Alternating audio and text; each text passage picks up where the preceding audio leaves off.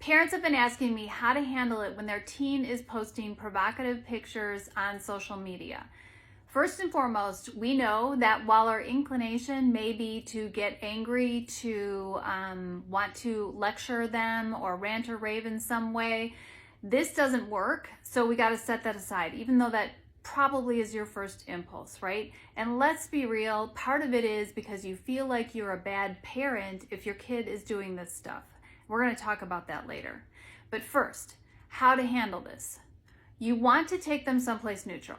Go out for coffee, get an ice cream cone, take a walk, whatever your kid will do with you so that you can have this conversation free of your home and being in neutral ground. You're going to ask a couple of questions, but we're going to keep it to a couple of questions because we all know the more questions we ask, the more defensive our teenagers get. So the first question is for you to say, hey, I'm curious, how do you decide what to post on social media?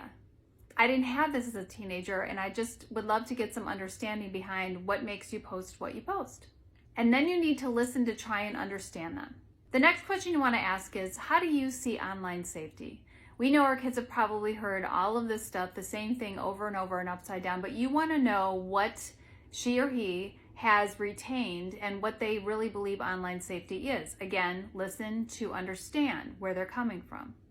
Hopefully, because you've taken the time to listen to understand first without judgment, you're just listening to understand, remember, they will in return do the same for you. And you can have more of a conversation than some kind of lecture type of thing, right? In a culture that screams at them that youth and beauty is what makes you popular, we have to compete by letting them know their value, letting them know their inherent worth, and not making them feel worse about themselves because we're triggered thinking that we look like a bad parent because our kid had posted this.